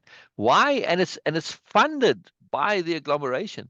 They want hackers to keep trying to break in because this is what keeps their systems robust, right? So there's great prizes and great rewards for succeeding. Yes. And because of this, the security is ridiculously tight because it's constantly being tested all the time. And and when you're attacking something, like you're attacking a castle, and you find a little small dent and you can get in a little bit, right? When that gets sealed up, you're learning how they get in, right? And when you block the little secret entryways, they can't get very far. But you make it, every time you have one like this, you raise the impossibility of penetration later on, right? So even though they may have little tiny successes, and then they get discovered, right? They get inside for a second or two. It doesn't really help them anything. But over time, when you have multiple of those, you end up being impregnable after a while, right? And still a sport that goes on despite them not having. It's like, well, now it's not whether you can get in or not. It's whether how close you can get in. Like, how close did you get before you were discovered, like by the guards on the castle, right? So the sport is not getting inside the castle, but how close can you get to the castle? So it's still a sport, but it's a very and it's very well rewarded, not just financially, but with things that money can't buy. Access, for instance, right, to places and things like that, right? Like, again, where would you, if you could choose to live anywhere, where would you choose to live? Well, the agglomeration can maybe arrange for you to go and live inside a museum or something. See, so those are very, very valuable prizes. Again, when you've got an economy where money is not an issue, other things become valuable. Time, all right, you get, part of the prize is, let's say, access to somebody who's very famous or very busy. You know, they donate their time as a prize because they know how valuable this is. So just little difference, little small things. Again, additional details, right, Beena? I love these little additional details, right? It's a small thing that's just casually mentioned, but when you go into the supplemental works, what I just explained, you can have it all there for somebody who's interested. How would this actually work? And it's very powerful, and I think that yes, they do, like the FBI, and they do employ hackers to help them combat against hackers. But I think if you were to, sort of, you almost kind of legitimize hacking and you make it into a sport, you bring it out into the open. Whereas now it's all very hidden. It's very hard to know exactly what's going on. It just makes much more sense longer term. Yeah, you want to be a secret hacker. All right. Why? What's the benefit for you? Yeah. There's no real incentive to do it, right? Uh, Many safeguards exist, most automated. And to what end all the subterfuge and obfuscation? And that's the key question. I might not be able to imagine how you do things, but certainly the reasons why are much more limited and much smaller range than the methods used to accomplish it, right? So when you say why, now you start to open up the real question. Okay, maybe we this stuff we don't know, that's not in evidence, but to what end? Right? I've sent inquiries to the AG for more information on Boynal, but nothing more than I have so far has come. This is basically just getting a bureaucratic response. Yeah. They seem equally puzzled, but for different reasons. I mean, you get the bureaucrats say, yeah, we don't have, but, well, not everybody fills in the forms and he may just have slipped through the cracks. To them, it's just perfectly normal, but not to Biella, right? This is little extra details. Now, she maybe hasn't gone as far as she can to get the ag involved in investigating, because does it really matter? No, he didn't do anything wrong. He wasn't. No crime was committed. No stress. No. So it's like, why commit the resources to investigating this? There's no need for it. It's a puzzle for Biella, but it doesn't matter to anything, right? Or at least it might, potentially. You say, well, seems like, but was any law broken? Any security? No, it's just an oddity. Anyway, we can leave it here for today. Right? This where they seem equally puzzled. So, all right. Um, because now we come to a little different thing with a document. All right, yeah, just but for different reasons. Simply incomplete documentation as far as they're concerned. Since there's been no untoward behavior, there's no reason to investigate.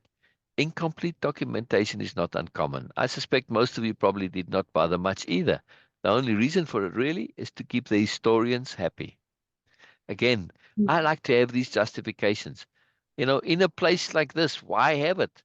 Because from a history point of view, it allows you to track how people moved and the movements, and not just historians, but other academicians, academics. But it's a different word. It's academicians, yeah, academicians. Anyway, academics, right? I mean, it's many people tracking movements, just patterns of movement, and it's a very big study, right? In America, people move much more internally than any other country, right? Almost nowhere, no one stays where they were. I'm from. They're always from elsewhere because, and this is one of the reasons for the robustness of the American economy, because people can go where the job is, and because there's so much homogeneity within America. Yes, there are differences between New York and America, but man, wherever you go in America, any small town, there's a McDonald's, right? For instance, and other chains. There's a supermarket. Yeah, it's no different, right? Wherever you go, it's the same thing. Yeah. So this enables people to go where the job is, and they move where the jobs are. And of course, this is what you need for an economy. When something dries up in your area, whenever the coal mine runs out, you need to be able to go somewhere else and find a job. In the old days, when you just stayed there and people couldn't even move, like uh, the transport wasn't there, you ended up with these stagnant economies, which just cause massive problems, right? Poverty and all this. So this is, and also just from a utilization of the resources. If you got people sitting in one place and they don't want to move to the next state, like in countries, for instance, let's just take in Africa, for instance, right? That you've got, well, those engineers, the coal miners dropped off. It doesn't mean that you've got skills that only apply to coal mining. Yeah. If you can dig in the earth, I mean, even the most bottom guys, whether you dig in for coal or for copper or for whatever, does it matter? No.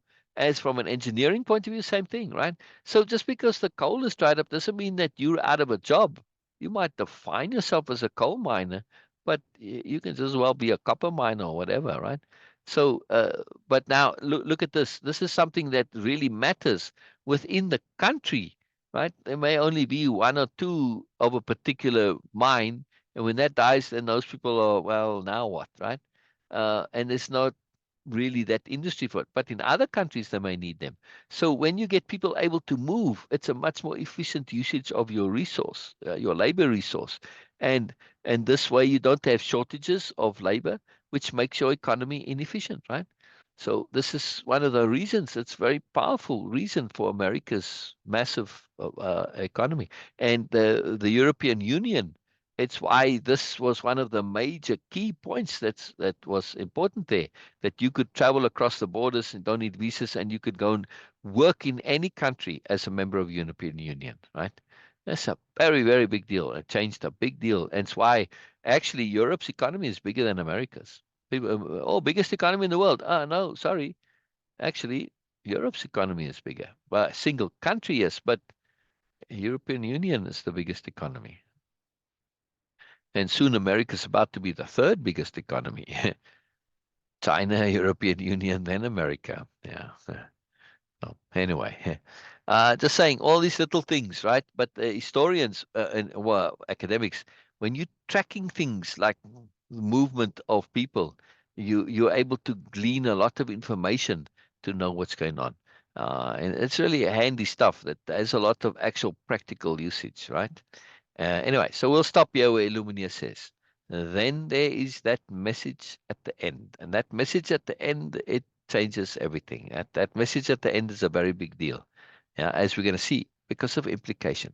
And so this chapter is very much paying attention to implications, right? And how you deal with a mystery, how they think, how they unravel, how their perspective shift. And again, Biella has already said, look, it doesn't matter the technical details. There may be a technical explanation for all of this, but why? Motive. Yes, motive. Clarity of intent. When you understand intent, or which intent leads to motivation and motive. Yeah. Yeah. No problem, Lisa. No problem. Uh, no problem at all. As you just said, oops there.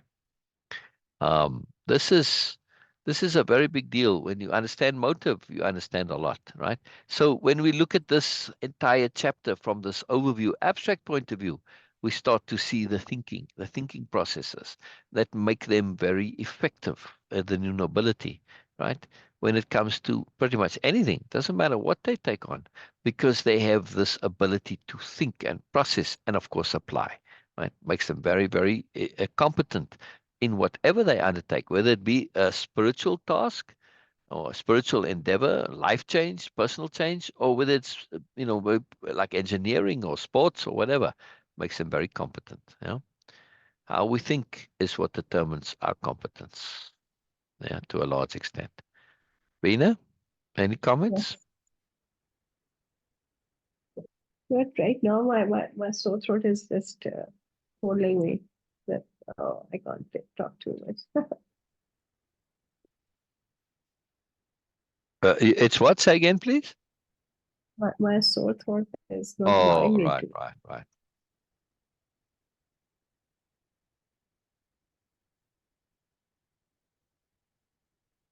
But that was very soothing when you were discussing all those things. Oh, good. Oh, good. That makes me very happy to hear. That makes me very happy to hear. I mean, as long as you have the sore throat, and I'll change my thinking to say I'm reading it to Beena rather than having the discussion with Beena. Oh yeah, thank you, thank And you. it just changes the mindset in the presentation. And if Exactly. I think that I'm doing something that's soothing you and helping you, oh, that makes me very happy. Makes me very, very, very happy. All right. On that note, I'll leave Zoom up in case you want to do something more still. Not with this, but just so it's there. Other than that, we'll end it right here. I'll end it right here. I'm enjoying this. I'm enjoying this chapter, right, Beena? You too? Yes, Yeah, yeah. very much so. Yeah, it's very cool. I like mysteries. I like mysteries, and I like to hear their thinking, and I like to, well, at least from the implication point of view, right? You get to see how they do things and the how of doing it. In this case, it's the thoroughness of really going into it in detail, not being afraid to do so, and the depth of it. And look how she was thorough with Boynal already, right? But now we bring all of them. And I think as we go through the chapter a little bit later, we hear from the aspirants a bit more and from Ursula and them, um, the delegates also. I do believe so. Some of the delegates come more into it in the second book and the third book, the big woman especially. Right? That's just how everybody calls her the big woman, right? I mean, they call her big for short, or BG or BW. Um, you've heard some of the stories with the big woman, right? Yes. Um, I find it very difficult, I got to say, to create new characters.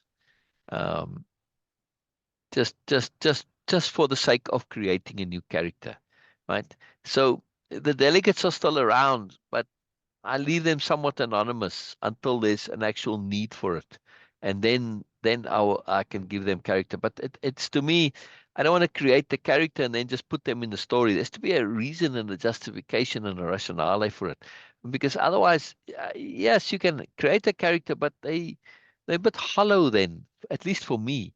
I like to have real characters. I mean, the big woman becomes a fantastic character. You've seen some of her stuff, right? I mean, she's really cool. Yes, and she's got a uniqueness to her, which Yes. is very different, right? I mean, especially in book three, where Biella teases her quite a bit, and she responds in an appropriate way. And she's a wonderful character. She's just cool. But to me, like I say, they have to come about uh, from the circumstances, and the story creates them. Yeah. And then I'm not creating the character, the story has created them, right?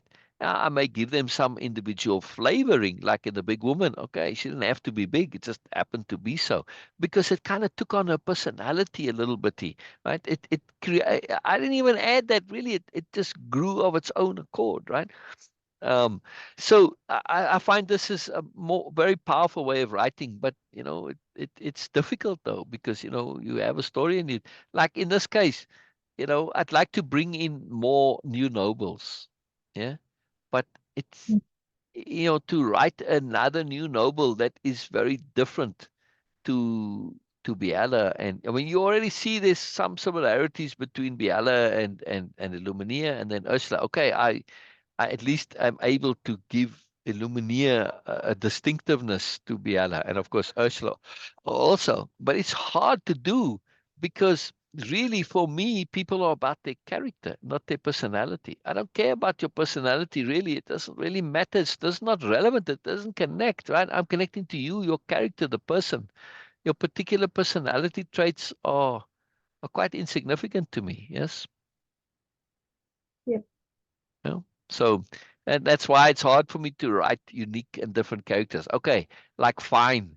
Yes, Fine does come more into it, and I make an effort to bring him a bit more into it. But because his name is Fine, and he has this vibe and thing to him, it's kind of easy to write stuff. Well, that's something Fine would say. Yeah. And this is exactly where Fine would come in because, he's an encapsulator, right? Rather than an elucidator, he's an encapsulator. And well, of course, Coffee Noble, but Coffee Noble just stays in his coffee shop. He doesn't really come out very much. So, he has difference. But and I would like to create more characters because at some point, Biella's all right, she's involved with the delegates and it's this little bubble, but she has to show the thing. So at some point they have to go and visit people and go and live in their houses and all of this, right? To really show this aspect of Nobelia, which means that other people that other new nobles that even if it's just for the visit, they're just there for a day or two, weekend or a week or whatever. Still though, I have to create those characters. It's difficult. It's difficult. Anyway, we shall see. We shall see how it goes on. Because I said, like, books 2 and 3, it's still with Biella and the delegates, right? So, but I do want to broaden that at some point a little bit also. Yeah, yeah, yeah. It'll be very interesting stuff. Yeah. All right. There's lots to write. There's lots to write and lots to share, right?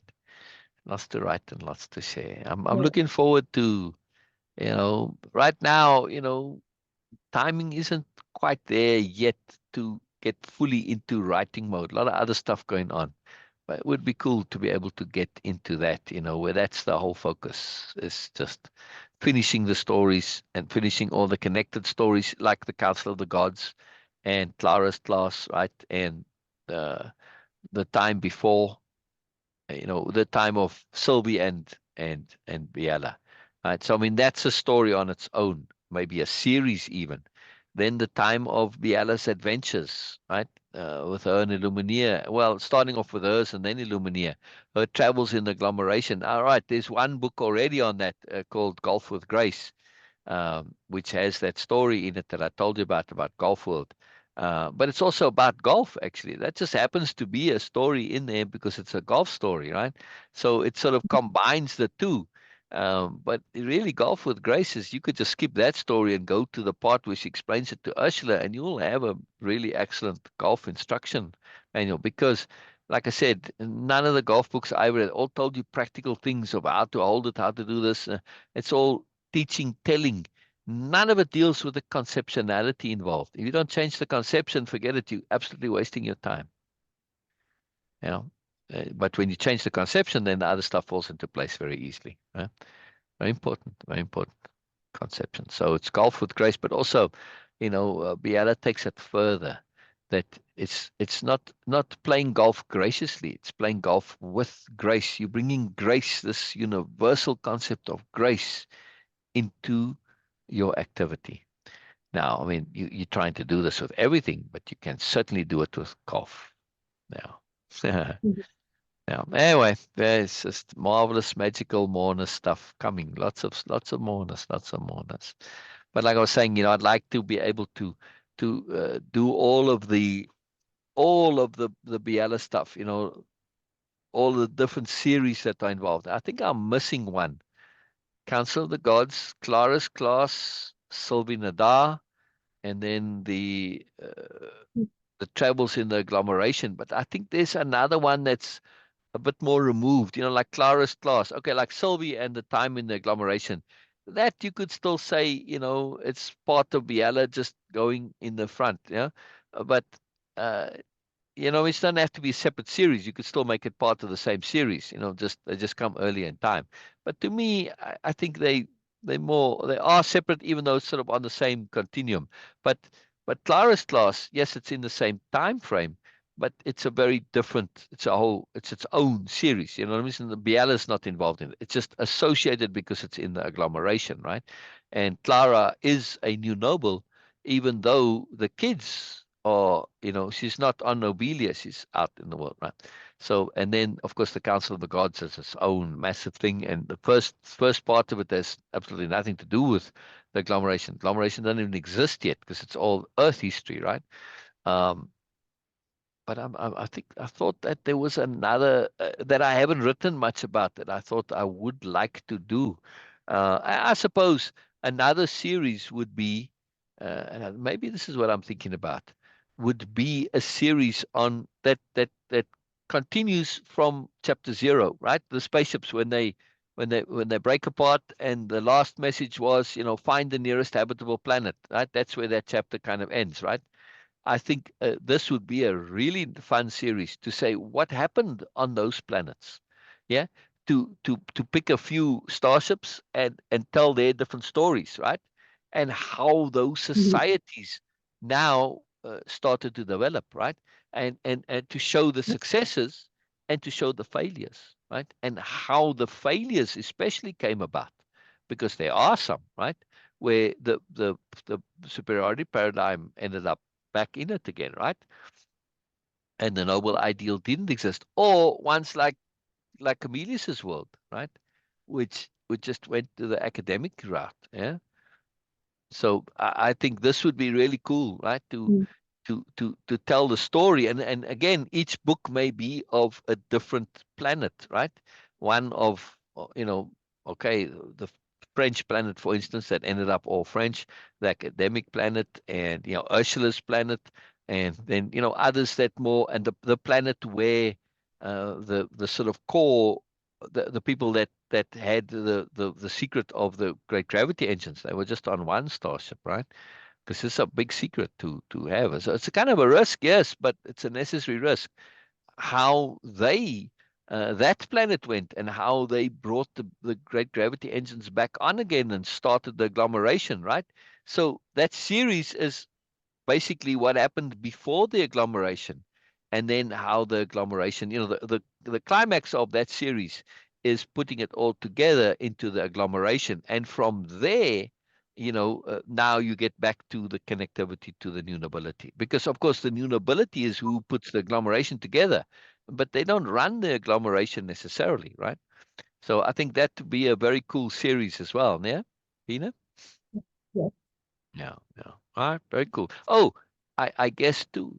Then, if you now really want to take this all the way, at some point you're going to have a series about the alien planets, right? Hermup's planets, the collective's planet, right? And all the other alien planets, to say how do they, especially if you write it from the inside, yes? So you got the Moom's planet. Now you got to create some kind of an alien culture. Now maybe the culture is very the same, and when the agglomeration comes, oh, they look different, but at the end of the day, you got wheel transport because it's the most efficient. Just from an engineering point of view, it makes no difference what planet you're on, what culture you have, that you're going to have some form of a wagon or a vehicle, some wheel transport, because it's the most efficient, right? Just from an energy point of view. So now you look at the similarities and say, where are the differences, right? Culturally, yeah. So technologically, it might be the same, but culturally, where's the differences, right? What are the premiums? What is the incentive? What's the focus and stuff like this? And you got some alien planets which are like, at the end of the day, say, well, if they didn't look different, or just they may even look humanoid, right? I mean, some of the planets they are non-humanoids, like the collectives. It's a very alien culture completely, right? At least to some degree. Other degrees, it's all the same again. But to have some planets where it's like, okay, they're aliens, but they look like us, but they're different, right? And they don't come from human stock. They just, wow. They look a lot like us, but they aren't genetically connected, even though they look so. Now you got a great mystery. Yeah, how is it that they can look like us but don't come from this, right? So you can have that as a storyline, but then you can have other cultures which are very alien, including those that don't join the agglomeration, right? Where you've got first contact and they connect and it fails and it breaks down, right? So you can have the failures of, and they're still out there, those planets that they didn't want to join the agglomeration, and some would love to make war with the agglomeration. They see humans as an infestation or whatever, right? But they don't have the ability because they don't have the great gravity engines, and they're under embargo.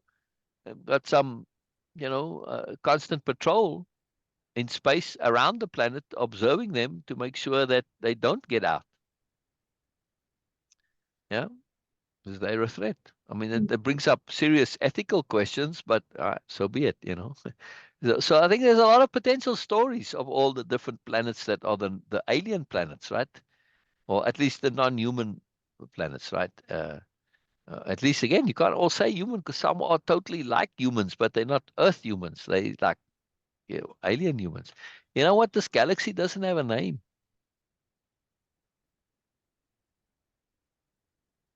Mm. Like if you talk and say, well, we residents of. If you're going to live in a galaxy, you're going to at some point, say, well, you have to give Galaxy has to have a name. I haven't given it a name yet. That's interesting. I just thought of that now, though, right? So because the reason I thought of it is because you've got Earth humans, and then you've got humans from this galaxy, whatever the galaxy's name is. Yeah, yeah, Alpha 43X. Okay, so they're Alpha 43X humans. Yeah, because they humans in Mm. every way that we consider human, except they aren't linked genetically. They look like us. They have the same biology, except that you can't link them, via, your chrome, like you do when you start looking at DNA, right? You can trace it all back and all linked in the same way. So say they have DNA like ours, but it's not linked to ours. So, but how did they get there? Did they just independently evolve? Were there some super aliens, like they bring all the conspiracy theories into play, like with the pyramids and, the super aliens that seeded, or you get all that starting to come into it, right? Have some fun with the conspiracy theories, right? Yeah, True. it'll be fun. All right, so lots of writing to do still. Some of it is written like just for somebody who doesn't know. Clara's Class, I'm kind of halfway through two novels there, and it won't take much to finish those. I'd like to do more. For me, a series must be at least three, ideally six, as a minimum six. I like long series. I like 10, 20, 30. I love long series. Um, but I think that for like Clara's classes, I can do tons of them, because the way it's done. Um, but others were probably a bit shorter, but still, for Clara's class, there's two. Council of the Gods, there's at least one, and then what was the other series? I said Sylvie Nadar. I've got quite a bit of Sylvie Nadar. Um, I don't have anything on the series of the planetary growth, right when they landed, and the pre agglomeration, and early years of the agglomeration. When it was maybe just a few planets, and then they started from there and built it up. And then remember, in the story of the agglomeration, by the time they got together, there were other small groupings of planets. And those were typically planets within a solar system where they had intersolar travel, which is possible. Like we can go to Mars, or this it takes long, but so we can develop that. So there were some planets, some groupings like that, and then there were other groupings that traded information because they were able to communicate, even though the communications are very slow, right? But they weren't that far apart, light years away, right? Like the planets were maybe 1 or 2 light years away, or even closer. The stars. So you had associations that were trading information because they couldn't physically travel, but you can trade information. And that would be very valuable, right? That'd be hugely valuable. So that's how come. Remember, I said in the story of Biella and the new nobility, of where they had the first conference for the name, right? That there were little groupings, and then they got assimilated into the agglomeration, right? But they were small, and like I said, like that, usually local or informational, right? Yeah. All right. Anyway, I thought we were going, and then we started to chat a lot more about extra fun things. I always love it. Always love it. All right. On that note, I don't want to finish chatting with you, Beena. I feel like unfulfilled because I haven't heard from you much. So that's why. Anyway. All right. Anything to say before we go, Beena? Oh, thank you so much for sharing. And My pleasure. surprisingly, maybe I was quiet, so I'm feeling a bit sleepy, Yeah. which is Good. Go good. sleep. Go sleep then. All right. All right. Yeah. Okay. Yeah, okay. We have to take care of few things before I go to sleep. So then, okay. Thank you, everyone. Okay. Thank you, Okay. Noah. Thank you. Whoever Yeah. is going to watch it live or record. Okay, yes, recorded. Yeah. Yeah. Yeah. And She's gonna watch tomorrow. She said, yeah, see or later. tomorrow. Uh, Tomorrow. bye bye, everybody. Bye bye, bye bye, bye bye. End meeting for all.